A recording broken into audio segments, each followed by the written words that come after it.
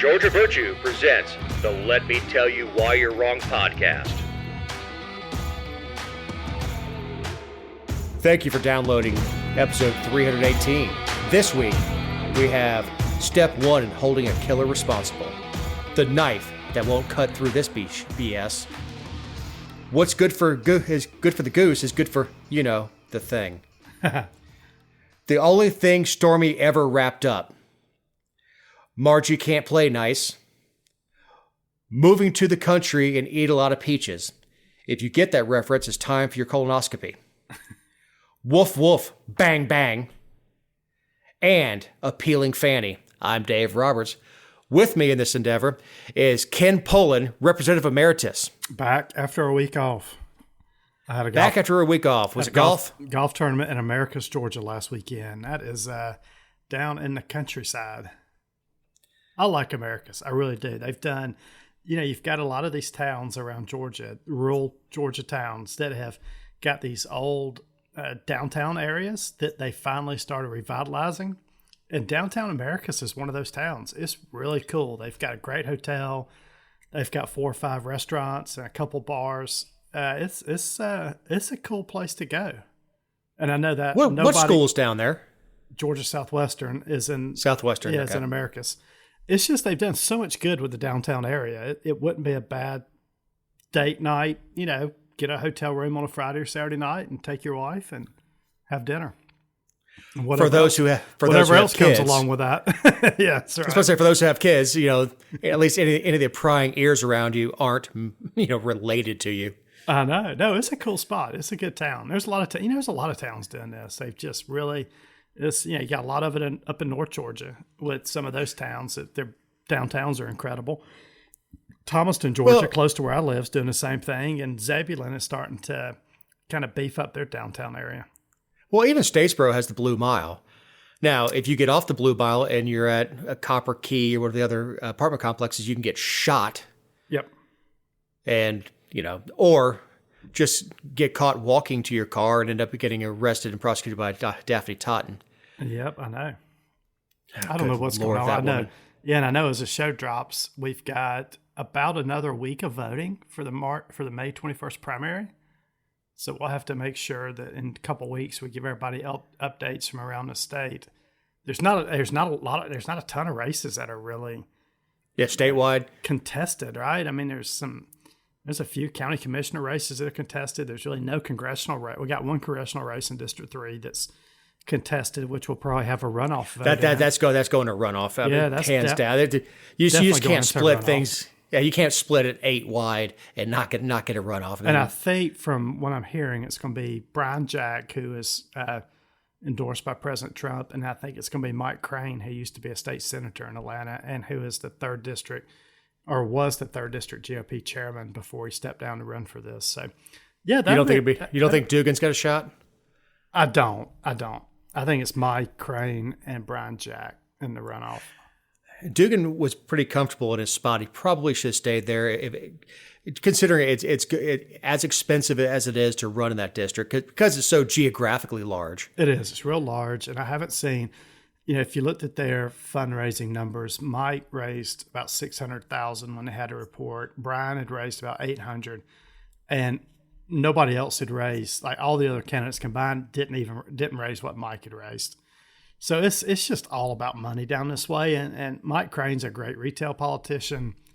Dugan, to me, is not a good retail politician. And Philip Singleton's in the race. So the question is, Mike and Philip pull from a lot of the same vote. It's going to be how much vote does Philip take from Mike? And then, can Dugan get in front of Mike? So that you're exactly right there. That is interesting. Especially when you're talking about as many candidates there are in this primary, and then you have 2 that are pulling from the exact same demographic. Yep. And look, I'm running for county commissioner in our district, and we've got 3 candidates in the race. I've had people come up say, so-and-so shouldn't have run. I mean, we're running against incumbent. And people have told me, well, the other guy shouldn't have run because he's taking votes from you. And I'm like, I love people running for office. We need every race needs to be contested across the state of Georgia. I would never get mad at somebody or upset with somebody for putting their name on the ballot. It depends. No, it doesn't. What I mean is running against a friend. If you've got somebody who we were talking before, different definitions of doing a good job, but yes, right. But if I'm not gonna run against a friend. I mean, it's even if he does something that whichever friend we're talking about, it doesn't matter. Yeah, and none of us we wouldn't have been considered good friends. Any of us that ran. I just respect people that will put their name on the ballot, pay their money to go in, and get out and talk to people. I love that. That's great. We'll hang their weenie out in front of the chopping block. Oh, it's incredible. You walk into a sausage grinder, and people don't know the wear and tear it takes on families. There's a race out here that is getting ugly, and everybody involved's got kids. I know. And these kids are old enough. One of the candidates, the kids are 14 and 16. And we're not talking about toddlers here. These are kids that read what's going on social media, and they have to go to school, and the other kids at school are bringing it up to them. Yeah. And see, that's the worst part. That's the bad part of politics. Our race has stayed fairly clean. It stayed clean. Pointing out the facts to people sometimes makes people upset. You can't help that. You got to tell the truth. But even telling the truth, a lot of times when you're running against someone, people don't like that. They don't like their friend. They don't like, people just don't like it. It's rarely the candidate. And every once in a while, you get a candidate that's just an a-hole. No, but it's usually their friends get offended. Yeah, well, it's the fanatics that get involved and then start lobbing bombs at the other person. And honestly, for people who are listening, that doesn't help your candidate. Let's use Trump as the example. As many bombs they're lobbing at him, all it makes him. The only thing Trump was missing was to become the victim, and they made him the victim. Right. So when you do that, you create sympathy for him, like the candidate's family. So you start to create a sort of sympathy for him, and I think it's bad politics. Yep. I agree. We're all accustomed to the October surprise when it comes to national politics. Some of that has gone away with early voting, so the October surprise has to come out in September now. And I don't mean that tongue in cheek at all. Is an opposition would sit on something until October and drop the bomb to where they didn't have time to recover from it. But back on positive stuff, I Connie and I had a great day. Friday, we went to the first responders appreciation. It's just a lunch. It's at the Paulding County Georgia Farm Bureau. They do hot dogs and chips, and vendors like us come in, and the price of entry is we do a door prize. So Connie's bank, she was representing Bank OZK, and I was obviously representing Dr. Cool. And we both came in with gift cards. Mine was from Home Depot because I'm in that industry, and hers was for a restaurant gift card, like one of the ones that has like 5 or 6 different restaurants on it. But it's just a thank you. And I was saying before, I don't think it's the allure of a hot dog that really gets the guys there, because there was a huge turnout. I think it's the camaraderie where you have the EMTs, the firefighters, and the different police agencies with the sheriff's department, both Hiram and Dallas PDs came over. I think it's the camaraderie because these guys don't get to interact with each other in a large way like that unless there's a body laying somewhere. Yeah, but be able to sit down and have a Coca-Cola and a hot dog and play cornhole and for an hour just hang out in a safe spot and shoot the crap. Yep, very true. So I'm glad they had a good time. That those guys work, and all of them, including dispatchers also were certainly invited. They came in, and they usually don't have a whole lot of time, so a dispatcher will come in and get 5 or 6 dogs wrapped up in foil, take it back to the call center, that kind of stuff. I think. Right. But you just don't get a chance. I interact with a lot of deputies and stuff like that. I don't interact with as many firefighters, and it's good to see them out there and tell them thank you. And I was joking with one of them because she took a magnet. I had magnets out and pens, and Connie had a whole smorgasbord of stuff because she didn't have to write a check for the promotional items she brought. I did. But she goes, well, I want to take this in case I ever need you. I said, well, let me tell you something. We have something in common. She goes, what's that? I said, if you need me, you're in trouble. If I need you, I'm in real trouble. So, but yeah, everybody has a good time out there. Was able to talk to our outgoing sheriff. He's just a fantastic guy. After 38 years, I think he's retiring, and he's earned it. At the county, we're going to miss him. Yeah, but he's on cloud nine, knowing he's about done. Well, he'll go through. Yeah, he'll go through at the end of the year. Yeah, oh, absolutely. He's through the end of the year. It's from what I heard from somebody else, is his wife's already got 3 or 4 trips planned for him. Very nice. So, Laken Riley's killer indicted, alleged killer is indicted. Yeah. Yes. Yeah. So last week a grand jury indicted Jose Ibarra. He's 26 years old, with malice murder and felony charge in connection with the death of Laken Riley. This occurred back on February 22nd. They also put in additional charges. So this was altogether a 10-count indictment. It included aggravated battery, kidnapping with bodily injury, aggravated assault with intent to rape, obstructing or hindering a person making an emergency telephone call, and tampering with evidence. So, yeah, I mean, they threw the book at this guy. Luckily, I mean, and good thing that they did. I am not a fan of overcharging. No, but I think you're going to get all these. Yeah. I hear you. Even down to the peeping Tom. Yeah, he got a peeping Tom charge also. Look, this dude had no business walking this earth, let alone being in the country. No, he should have never had the ability to murder Laken Riley. I wonder how many women he accosted, attacked, and raped before this one got him caught. Yep, I know. Because he was peeping in windows. Hey, look, this isn't Porky's. Yeah, this isn't Porky's where it's funny, and all that stuff. No, he's peeping in windows. I would assume that she fought back, and that's one of the reasons he killed her. And look, that's not an excuse.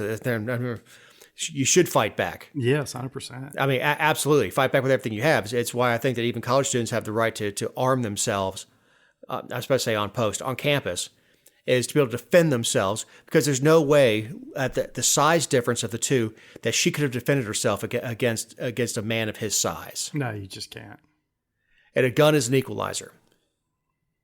Hard to run with a gun, but I have seen some girls, they make things nowadays that you can tuck a little 38 or a small 9 into your running outfit. But yeah, I mean, why does anybody? I hate to think we're in a world now where you go out for a jog and you've got to carry a gun with you jogging.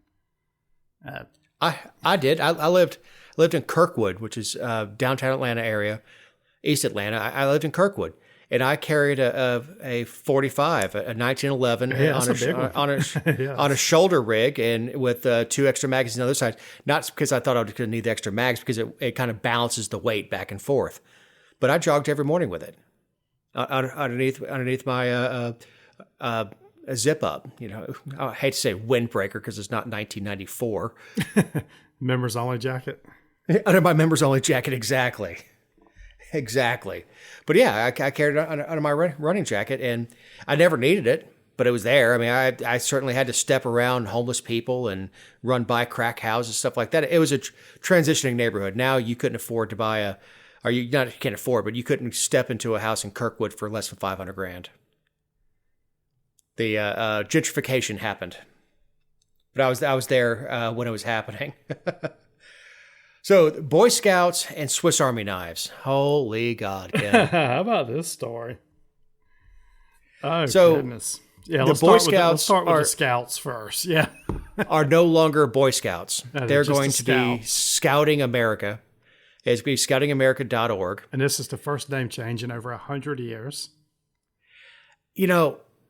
I heard the excuses of COVID really hurt them bad financially. Well, who did it hurt? I mean, look at with inflation and everything else, COVID beat my butt. I did more gross than I ever had in 10 years in business with the least amount of net, because I couldn't keep up with inflation on the prices. Yeah, so this is all let's be clear what this is. This is all in the name of inclusivity They welcome females now into the Boy Scouts. Let's just still call it the Boy Scouts. And they also allow openly gay boys in as well. And they're just trying to make it where they're pivoting to a much broader umbrella. Why do we have openly gay boys? Now, look, I don't care. I know that it's you're born that way. It's not a choice. And I'm not saying it should be excluded. If you have a boy that happens to be a little more effeminate than another boy, it shouldn't even be an issue. Sexuality shouldn't be an issue. That's not what scouting's about. Scouting's about learning how to be a better man, a better citizen, serving your country, serving your community. That's what helping the old lady across the street is. She doesn't care if she's grabbing a hold of a limp wrist or anything else. It's learning how to be a good citizen. So the gay or straight thing, it's irrelevant. Because you start scouting at 5 or 6 years old in Cub Scouts, and then Weeblos, which we're gonna leave that alone, and then eventually into Scouts, and then an Eagle Scout. There's no reason that a kid who's gay who can't make Eagle Scout at 16, 17 years old. I just don't think that sexuality should even be an issue. And the Boy Scouts have always admitted girls. I say always, at least for my lifetime, and that's nearly half a century. I just don't remember that. And, I mean, I know you said well, no, this is in communities where Girl Scouts were not around. Their only opportunity for scouting was to go with Boy Scouts. But we did Boy Scouts for a long time, and we never had a girl in our Boy Scout troop. But we also, there were girls around. Like every time we went camping, families went, and there were younger daughters or older, younger siblings or older siblings. But we never had a girl in the Boy Scouts. I just can't wait for them to stop playing taps at the end of the night, taking the flag down, and start playing Barry White, because now it's co-ed. I don't know if you saw this, though. What was funny about this is the Girl Scouts actually sued the Boy Scouts back in 2020 because they thought by them allowing girls in that they were torpedoing their efforts for recruiting more people into the Girl Scout organization. Because the Girl Scout organization doesn't let boys in. I mean, this is not both ways, right? If your Girl Scouts don't let boys in, so the Boy Scouts, started going down. Look, I think this is one of those things where the more the Boy Scouts cater to all this inclusivity and all the woke stuff, people just stop going. I mean, parents like me just said, okay, if you're going to do that, we're not going anymore. Inclusivity means all the boys are welcome. Inclusivity means black, white, Hispanic, that's always been the case, Christian, Jewish. No, absolutely. But it's always been a more or less Christian organization. Yeah, but they should have never welcomed girls into the Boy Scouts. There was boys, Boy Scouts, Girl Scouts. There are remote areas where girls are allowed to go into Cub Scouts and stuff because they don't have a brownie troop, and Boy Scouts has been so instrumental with many boys and young men who don't have fathers. Yeah, but people are going to stop going now. I mean, that's what's going to happen. But that scoutmaster, it was a de facto father. Matt Lowe was a scoutmaster for a long time, and they did stuff like bring in a freshly killed deer and have the boys dress it. We did all kind of stuff. Yeah, we did all kinds of stuff in Boy Scouts. And learn, but what they really learned was, when they're sitting around the fire and everybody's telling stories and all that stuff, what they're learning is how to be a responsible adult male. I know, and you lose some of that when you start allowing girls. And you do, and they're certainly with the abuse allegations, and I don't think adding girls to the mix is going to help that. No, I don't either. I mean, but when we went on these Boy Scout trips, you get on the trips, the boys are sleeping in the tents together. They're down swimming in the water. They're taking their shirts off. I mean, they're being boys, right?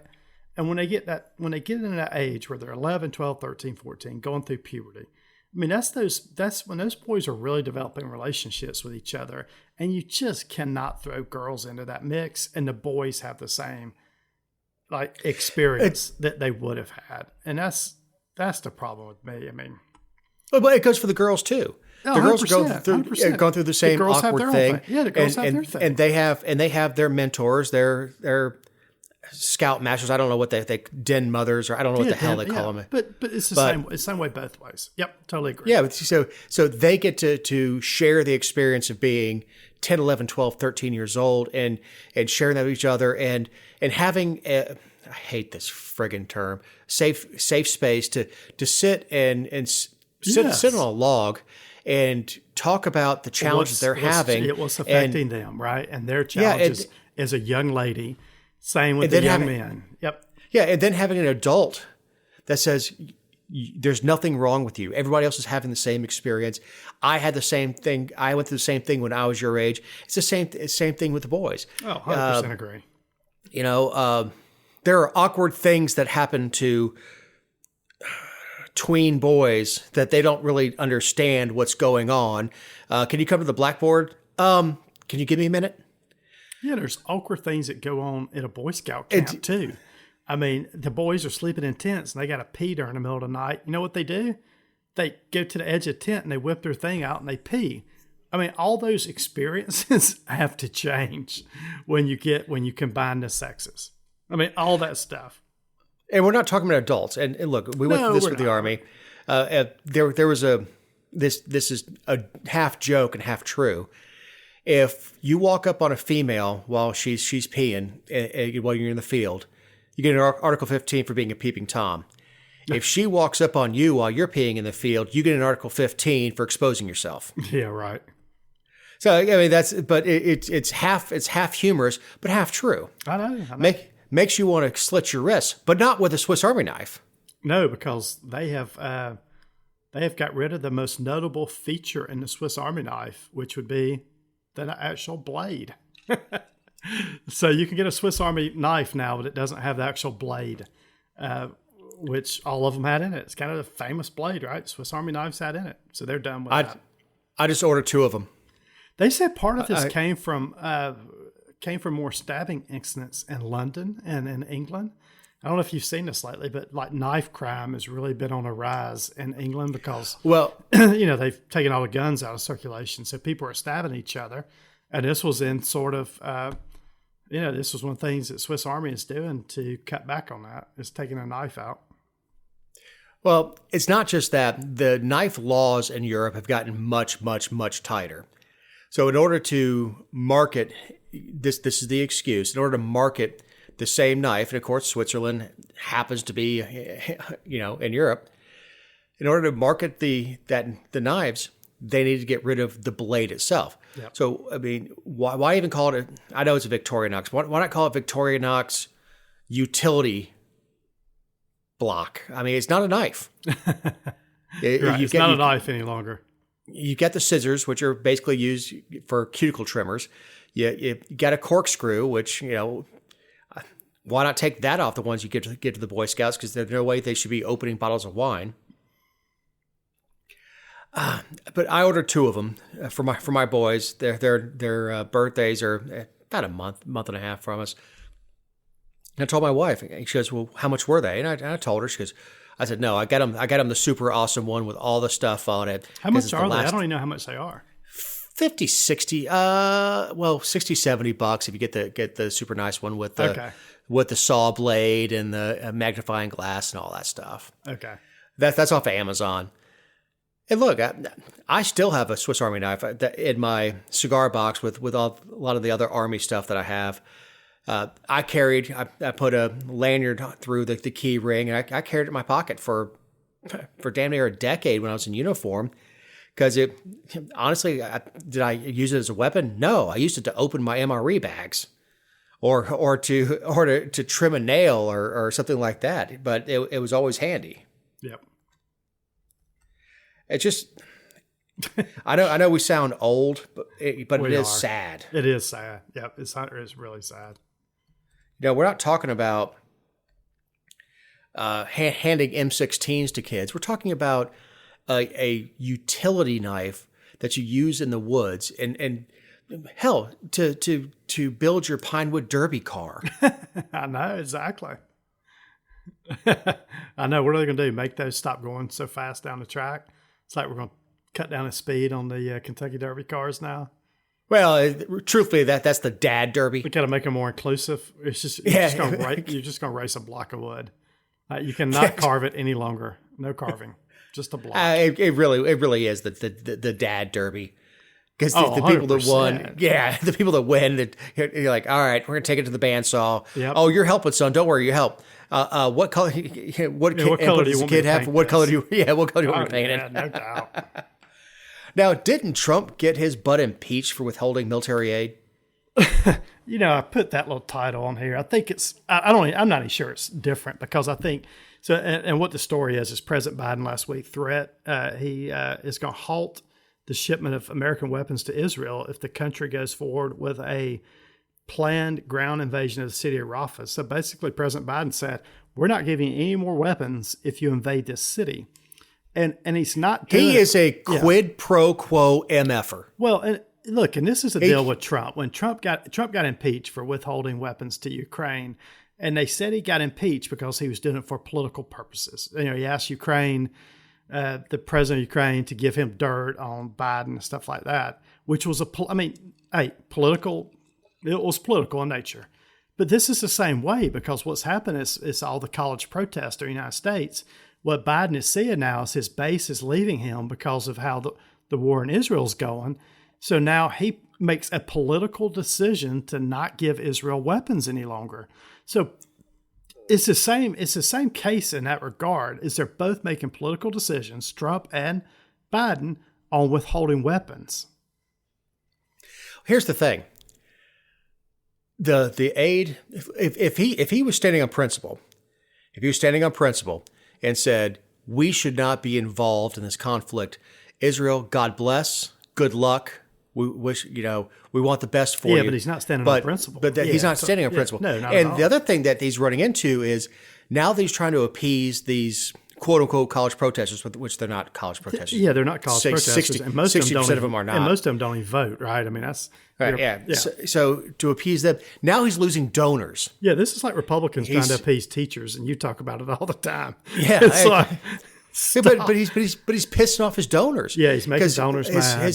And this money was already allocated too by Congress, so it's not like he's holding. I mean, he's holding money that was already allocated by Congress for Israel and signed by him. Yep, and signed by him. Yeah, totally. So it's not.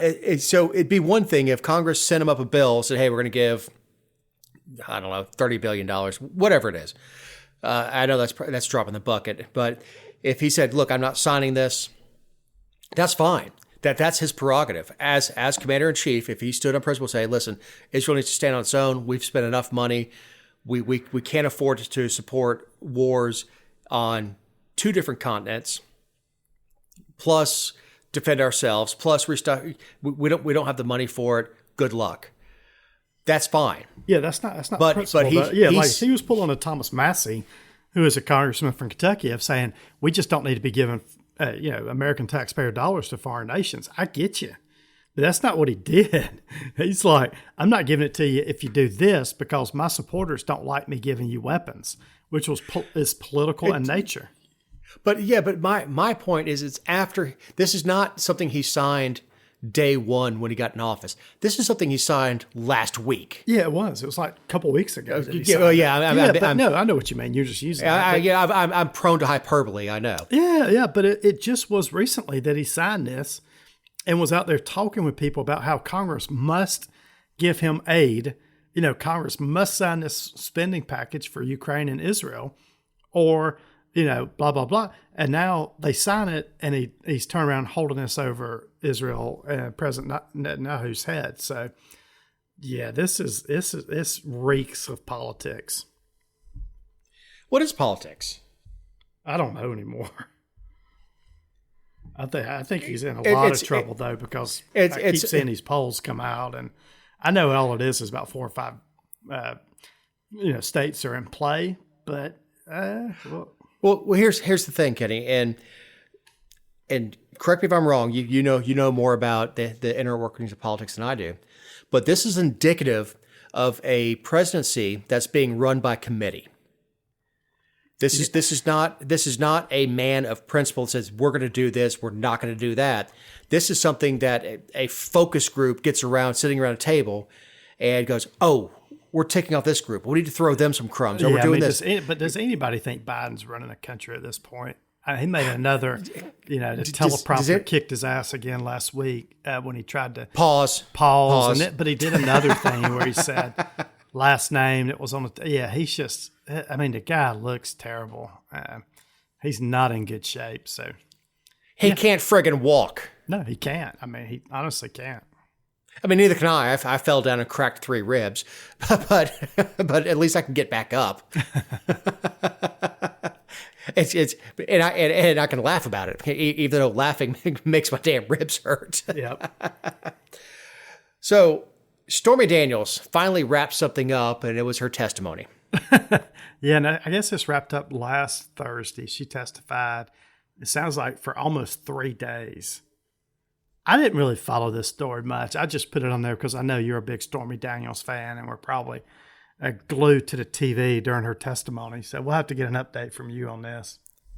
First of all, the person who's doing her caricature, it's terrible. It's horrible. It's hilarious. It really is drawn out as if Jessica Szilagyi were sitting in and doing a drawing of Daphne Totten. I mean, she looks evil. She does. She looks gaunt, old, evil. Yeah, it's not good. Yeah, just absolutely awful. But I don't know that porn stars age all that gracefully. Right. I mean, I don't. Good God, Ken. Well, I mean, her front end is 20 years younger than she is.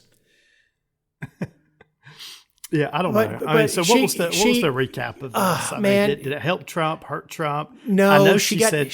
What'd she say? She said she spanked President Trump, with a Forbes magazine. Yeah, which is the most action Steve Forbes has gotten in years. She got into salacious details. She said she wasn't after money. She wanted to get on The Apprentice. Yeah, and this was back in 2015. I mean, this was a long time ago. And again, this case is over basically a payment that Trump made to Stormy Daniels back in 2015. Through his attorney, Michael Cohen. Through his attorney that was classified wrong on his political donation sheet, right? The testimony that Stormy gave was prejudicial. And what it does is it opens, it just blows the whole door off for appeal, because the jury shouldn't be hearing any of this because it's not pertinent to the case of bad record keeping.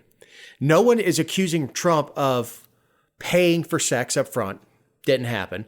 No one is accusing Trump of quid pro quo. And I know I've used that twice this episode. It's one of the few Latin phrases I can actually pronounce correctly. No one's accusing him of any of that. No one's accusing him of raping her. Nobody's accusing of sexually harassing her. So nothing she had to say was pertinent to this case. No, they're just trying to make Trump out as a bad guy and damage his reputation more. Oh, and she even said, she's been quoted as saying she wanted the SOB to go to jail, and that it'd be something to the effect of it'd be a cold day in hell before he collects any money, because she owes him money. So when she owes him attorney's fees. When does this trial wrap up? I mean, it's been going on for 10 days now. Well, as of the show dropping, Michael Cohen is going to testify. I tell you what, the prosecution is off the rails and keep throwing coal into the oven, because this train is off the rails. Even if they get a conviction, there's no. I mean, now we both know there's not going to stand up anyway, because it's a misdemeanor charge and it is past the statute of limitations. He's been charged with a felony, though. Well, I understand. I know, but I think he's going to be tough getting off of this, because how does the jury, and how does a New York jury not convict him of this? Would be my question. But how? A mistrial should have occurred. Yeah, totally. Should have been declared immediately. Look, there's no way we can get these jurors. The judge is going to give them instructions. Don't consider anything Stormy Daniels said. She was on the stand for 4 friggin' days. You're gonna out of 17 days of trial, 4 of them, you're going to say, discount most of that. Strike everything beside, what is this? My cousin Vinny, strike everything he said except for thank you. Yep. That's where we are in this thing is he's trying to strike out days of testimony and tell them not to consider it after Stormy Daniels stood up, actually sat down, raised her right hand and said, what a scumbag he is. And this is the most she's been in the news or been in media when she's actually not on her back. I know. It's going to be interesting to see if he gets off of these charges. I mean, will a New York jury find him innocent on these charges? But the thing is the star prosecution witness is a hooker. Hey. The best thing you say about her, she's a hooker. Yeah, I hear you. And that's the nicest term I can use for it. I hear you. All right, so Marjorie Taylor Greene is back on the outs with the Republican Party. Way to go, my congressperson. I mean, she goes in and out, right? She was out. Speaking of Stormy. Yes, she was. Yeah, goodness. So she was. I mean, I can't even remember what she was doing. She was out, then she was back in with Kevin McCarthy. Then she is back out now with current GOP House Speaker Mike Johnson. She brought up the motion to vacate, which she had Representative Thomas Massey sign on, but the House voted to table or kill that motion to vacate by 359-43 votes. So he actually had 163 Democrats supporting killing the proposal. So the Democrats are going along with him. Look, I like what Thomas Massey said. He said, why wouldn't the Democrats go along with him? He's given them every single thing they want so far. And that's true. It's not just that. This is an election cycle. It is. But I mean, the Democrats could have. We get a brand new speaker, opportunity for a brand new speaker in January. Just roll with it. We're 6.5 months away. I know. But she's out on the. I mean, she's not in favor again. So she's out there blasting everybody and condemning her fellow Republican colleagues at this point. I don't understand. I thought she had it okay after. Yeah, I thought. Yeah, MTG's been kind of calm, and this was this totally backfired on her. I think she thought she's gonna get more support. But she hasn't, and she's on the outs again. I mean, totally on the outs.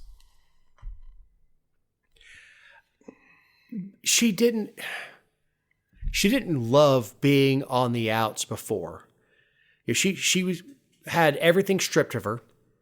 She was hanging out in her office. Honestly, doing constituent services, which was great. Hanging out in her office. She struggles, right? She struggles from being on the outs to the spotlight to being on the inside. I don't know if she can quite find the spot where she likes. She's a media whore. She loves being on the camera. And when she went on the outs the first time with Gates, she really missed out. And I don't know if she makes any money off doing Fox News appearances and stuff, but she went from being on a major cable news network, the number one cable news network, yep, to Newsmax, to Alex Jones. Yep. I mean, that she's falling backwards in this stuff, and it's like she hasn't learned her lesson. And again, I've said it so many times: the person you see on TV is not the person I met. No, not at all. No, Marjorie is actually our MTG. She's actually a very pleasant person to meet. I've met her a couple times, 2 or 3 times in her office. I mean, she's very nice, pleasant person to meet, and I'm sure you've met her too. She's just she can't quite figure out who she is, I don't think. And like Thomas Massey is like he's got his thing. Like he's like, we shouldn't be giving foreign money. He's probably the most conservative member of the House. He did it for ideological reasons, like we talked about Biden earlier. Marjorie's doing it for the TV camera, and that's what's different than her and a Thomas Massey. I don't know really what she's aiming for. Yeah, I know she fancies herself being in the cut from the Trump cloth. But the only person that I know of that gets away with the stuff that Trump does is Trump. Right. It's unique to his personality. And I get away with saying things that other people can't. I've got a friend who can say the most awful things to people, and they laugh their butts off because that's his personality, and he just pulls it off. Trump has a way of pulling that off that other people don't. So many candidates have tried to have this Trump-esque persona about him. Sean Spicer tried it as press secretary. Yeah, and that didn't work. Didn't work. Fell flat. But for some reason, it works for Trump. And you could take pointers from his policies, from his economic policies. You can do an after action review after his first 4 years and say, this is what he did well, this is what he did not so well, this is what he did horribly. Gun rights, I would say horribly with what he did with the slide fire and stuff like that. But you could take all that stuff and analyze it and put it into your own political beliefs. But to try to clone his personality, it's not going to work. Trump has had 70-something years of building that personality. You're not going to do it in 6 months of a damn campaign. You can't. Right. He was the same guy in 1978 that he was in 2016. He was the same guy. He was the same a-hole. He used the same verbiage. He was just as cocky. So you can't just it's not a coat you put on like, okay, I'm going to put this coat on and I'm going to play this character. No, it's not believable. That Trump's the same person that he's always been. I've liked him. I've not liked him. I've disagreed with him. And I've agreed with him. But his personality has never changed. Yep. So, peaches all around. And for the intro, that was a reference to Peaches by Presidents of the United States, which was a alternative song in the 90s. Yeah, if everybody remembers last year, we had a terrible cold front, actually 2 cold fronts in March that wiped the peach crop out in Georgia. So this is a very non-political story. But last year we had basically no peaches. I think 80-90% of the peach crop in Georgia was killed. This year we've had incredible weather. We had great blooms. They said this is going to be one of the best crops ever for peaches across the state of Georgia. So if you like peaches, like my wife does, and like my mom, look forward to a bunch of plump peaches this year. I love Peaches and I love Miss Peaches. Yeah, how about some peach ice cream? That's the dog that Dave Portnoy rescued, Miss Peaches. In Georgia, but this came from Tyler Harper. Came out with this news. He's the ag commissioner in Georgia. He said, "Quote: Consumers in Georgia and across the country can look forward to enjoying a great crop of our iconic Georgia peaches very soon." Kemp needs to get his butt down there when they're harvesting. I'm sure there'll be a lot of political people get pictures at Dickey Farms. Yep. If you don't know Dickey Farms, you should go down there. It's close to La Zella. Robert Dickey is a state representative in Georgia, been there for a while, but him and his family own Dickey Farms. They have some of the best ice cream. I didn't realize this, but I guess I realized that peaches aren't Georgia's most valuable agricultural product.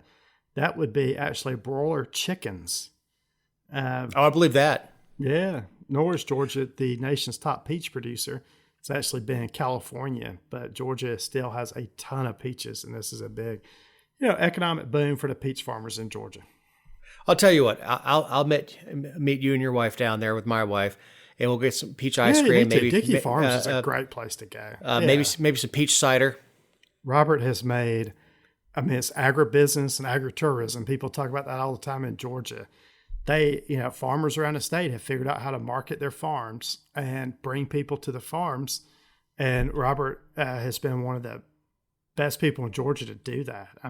People love getting outside now and going to farms around the state of Georgia and, either buying beef, locally sourced beef, eggs, chickens, peaches, peach ice cream. Apples. Apples. So, Georgia's done a great job with agribusiness, agritourism. Mercier up in North Georgia is fantastic. It's a destination. Yeah, it's incredible. Everybody goes there. It jams during the season. It jams up traffic so much so they've had to make accommodations to have more lot space and all that stuff. And honestly, it's a great trip. And it is. It's a lot of fun. As a fat guy, getting a warm. I know it's not fresh, but warm. Fresh apple pie, fried pie, and be able to get that and a peach and an apple cider and walk around while you shop. And during the season they do, especially for the kids, go do the ride through the vineyard and apple picking and all that stuff. Agritourism is huge. It's huge in Georgia. And it's a huge industry. Well, it's not just Georgia, but as more and more people move into suburbs and urban areas, there's a innate desire to get out into the country. Yeah, I totally agree. Yep. Totally agree. All right, so Chrissy Nome, Yep. who I think is fairly attractive. You had to add that. Oh yeah, no. Yeah, I think that's. I don't mean that just physically. I mean, no, she is. I'm talking. She is very well spoken. Yep. Very smart. A governor, pretty South lady. Dakota. Yeah, governor of South Dakota. She running some of the funniest commercials. About bringing tradesmen into South Dakota with, her being a carpenter and knocks a hole in something. I think we'll just call that a skylight. It's goofy commercials, but she's willing to make fun of herself for the betterment of her state to bring people in. Totally agree. And she was probably the strongest contender to be named Donald Trump's running mate for this November. She has absolutely killed her political career. Yeah, she was aiming for the dog and hit her and shot herself in the foot in this friggin' book. Yeah, and actually she killed her. So, look, the story she told, so she had this pointer, and I've had pointers before, but the dog's name was Cricket. It was about 14 months old, and she said Cricket had this aggressive personality. It needed to be trained. They were trying to, train it to go pheasant hunting. And so she's coming out with this book, and she had this thing in there where Cricket was aggressive, and she writes in the book how she had to take Cricket out back and shoot the dog. So she talks about shooting a dog, and then multiple times, and then and then she went on and said she described a meeting with the North Korean leader Kim Jong-un in this book. Well, that never happened. So we've got her killing a dog, which is going to it would also be a violation. Yes. Of what's the name of the act? And look, everybody, if she would have visited the governor of South Dakota would have visited the leader of North Korea, everybody would have known that she went over there, right? This wouldn't have been kept a secret. So she irritates everybody or makes dog lovers mad because she says she killed her pointer, and then she lies about meeting the North Korean leader Kim Jong-un in this book. So, I mean, this has been, and again, what does the liberal media do? And they probably wouldn't have done anything. This would have been a Democrat, but they jump on her and just relentlessly attack her for these mistakes she made in her book. And look, they're mistakes, right? But saying you met that leader of North Korea in your book, that's a pretty big mistake. Like I can look over the Cricket thing. I really can, because look, we've had dogs that were wild before. You had to put the dog down, but also I didn't. You don't make up stuff with meeting the leader of North Korea. Well, there's a story from a friend of mine who had a dog he was wanting to breed. And the dog was used to this kid hopping the fence and coming over playing with his kids. This dog's entire life, but something snapped in this dog one day. Right. The dog went after the kid. I mean, it was like a full gallop went after this kid, this little 5-year-old kid that was coming to play with his kids. Luckily, his oldest boy was there and was able to get control of the dog, but with that aggression, he called the breeder and said, "Is there any hope for Fred? Can we breed him?" They said no. So Fred had to go. This guy's got kids and kids in the neighborhood and all that stuff. He couldn't have a liability. Yeah. The difference now is like when I was growing up, if we had that problem, my dad would, or if we had a dog that was about to be put down or, was just old, Dad would walk the dog up in the field. And I mean, he didn't like to do that, but that's what happened. Now everybody takes their dogs to the vet to get, put down. I've got a buddy who calls it the biscuit walk. Yes. And my dad used to do that for our dogs that got old, but yeah, it's give them all the treats, all the biscuits they want. And you take them. People don't do that anymore. Take them out. They take them to the vet. Not many people do anyway. We do out here. I don't. But you don't write about it in a book if you did either. That's the I took our baby to the vet and did it as best as gently as we could. And I don't see how a shot in the arm is any better than a bullet in the back of the head. It doesn't matter. No, The result is the same. Read this. This is the problem. Read your book. Yep. Because she didn't write it. This is a ghostwriter. And this is not an insult to Kristi Noem or anything else. The political people who write books, 90% of them are not written by them. It's by a ghostwriter. So the ghostwriter sits down with them. They do interviews. They go through stories. Right, but they don't make stuff up either about visiting the North Korean leader. But if this was exaggerated, then she should have read the damn book. Yes, right. And say, look, she thought she was going to get away with it. That's what happened. Maybe so. But yeah, she may be a force in South Dakota politics for years to come. But as far as national politics go, yeah, she's done as VP. She may become VP now. No, she could become a senator. She could obviously run for Congress. If her term is up as governor, she can stay as governor as long as they allow it. And I don't know what the election laws are in South Dakota, but as far as on the national level, she's done. She actually was supposed to go I say a lot of times I watch the Gutfeld show. She was supposed to go on after she was on with Lou Dobbs that day and said she couldn't make it because of weather. Yep. So they did at least 20 minutes of just ripping her a new one. So it's not good. It's not good when the media that's supposedly friendly to you is like, no, that's wrong. I know. Now, this is a good time to remind you these are our opinions, not those of anyone not on the show or any respective company for which we may work, own, or otherwise associate ourselves with on a regular or irregular basis. Also, you can find other episodes and relevant stories over at thegeorgiavirtue.com. Kenny, you got the mule. Yes, this is an easy one this week. This is the governor of New York, Kathy Hochul. She was talking this week. Actually, she's in California talking this week. And she said that some black children in the borough, which is in the Bronx up in New York, don't know what the word computer means. So, look, I don't think this was racist. I just think she's. I don't. I know it is racist. Well, but it's not. It's not intentionally racist. It's not intentionally racist. It's the racism of lowered expectations. It is. Like these poor black children don't even know what a computer is. Yeah, that's what she said. And she said the black children don't know what a computer is. What's that thing in their hand? Yeah. Why is it making noise? And someone's talking through it. What is this? And who is Siri? And it's the same thing with Democrats when they say that black people can't get an ID to vote with. And what you'll see after statements like this are made is people will go into the black community and they'll say, hey, do you know what a computer is? And everybody's like, yeah, I know what a computer is. Like, we work on a computer every single day. Or do you know where to get your driver's license? And everybody says, yeah, we've got a driver's license. What do you mean? I don't think these elite liberals like this understand at all what's going on in the various communities. I mean, it's this...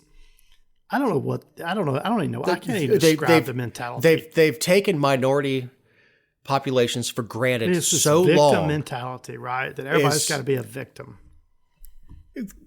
I don't understand it. I've there are plenty of people of color, brown, black, anything, anywhere else on the spectrum that know more about computers than I do. Yes. In fact, you can go find any 5-year-old black kid, and he probably knows more about my computer than I do. Yep. So, just listening to you trying to figure out your daughter's laptop before we record, let's just know that kids know more than we do about computers. But it's so insulting, and it is. So I understand insulting. The intent was not to be insulting. The intent was to say that it was to make your point that. I don't even know why are these politicians are so obtuse? No, if you can make the point that underprivileged, underserved communities don't have the same access to high-speed internet and computers that maybe the Hamptons does. And had she said it like that, that would have been, oh, you know what? That's a very interesting point. That maybe a family that can't afford an Apple MacBook, they have to go and share and go wait in line at a computer behind a homeless guy who's using it to watch porn while his 20 minutes are up before you can go and do your research for your paper. But look, the county to my north, and you probably know counties like this in Georgia, Spalding County is a Title 9 or whatever title it is in Georgia. Every kid gets a laptop when they start school. If the child doesn't have high-speed internet, they give them a wireless, like a MiFi device where they can take it home and get on the internet. That is a waste of friggin' money. They feed every child meals, even during the summer. But every kid gets a laptop. And look, we're in Georgia where they don't spend near as much on education as they do in New York. So I promise you, in New York, in these schools, they're giving every child a laptop. They've got access to high-speed internet. This woman's just an idiot for even suggesting. Like, I don't even know what was in her mind to suggest black kids up in New York don't know what a computer is. And here I was thinking I was uppity because we had a complete set of World Book encyclopedias. Exactly. That I had to go if I did anything outside before 1978, I had to go update it. If it was like world geography, you couldn't use the World Book for that because again, I realized when I grew up between the 70s and 80s that the countries in Eastern Europe kept changing names every couple years. But good Lord, Kathy, just shut up.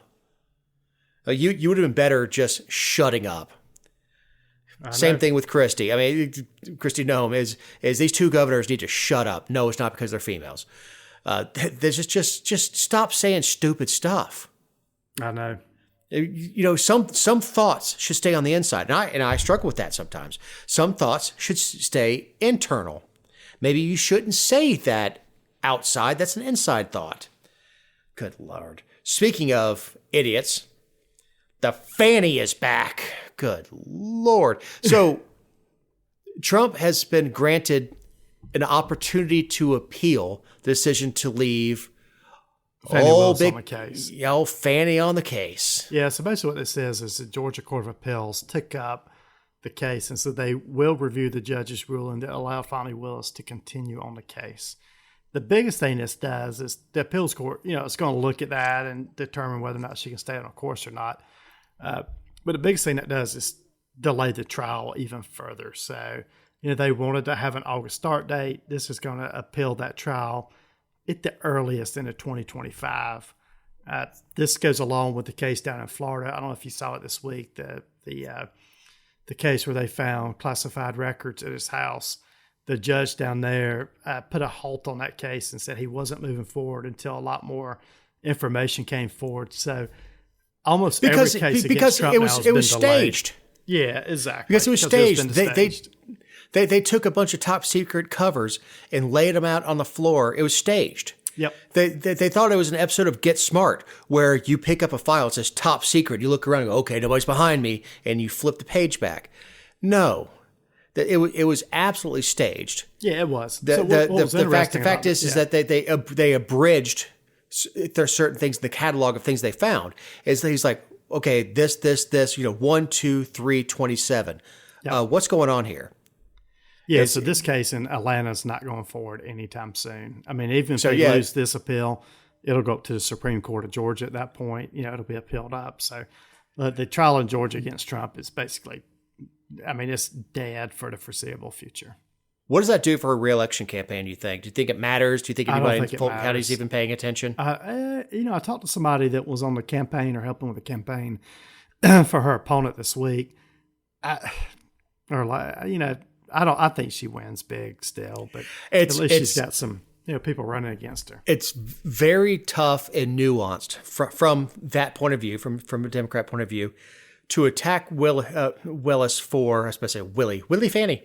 To attack Willis for going after Trump when Trump is not a popular person in Fulton County. Right. And this is not socioeconomic either, because you have buckhead rich liberals that hate Trump, and you have poor people that hate Trump who think that he was out to get them, that they made him into the boogeyman. So she's extremely popular for going after the orange man.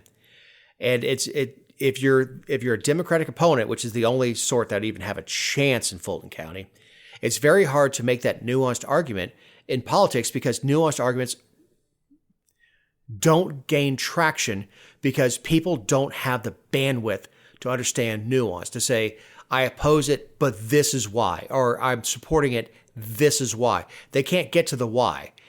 It's you oppose abortion at 9 months. That means you want mothers to die. No, and I saw that commercial has been running about elect Joe Biden because my fetus died in the womb, and if Trump was elected, I'd have to carry it, and it would carry it to term, and with a dead fetus, and it would kill me, and no, that's not what the law says. You lying sack of crap, because no one understands nuance, no one understands the law and look into it.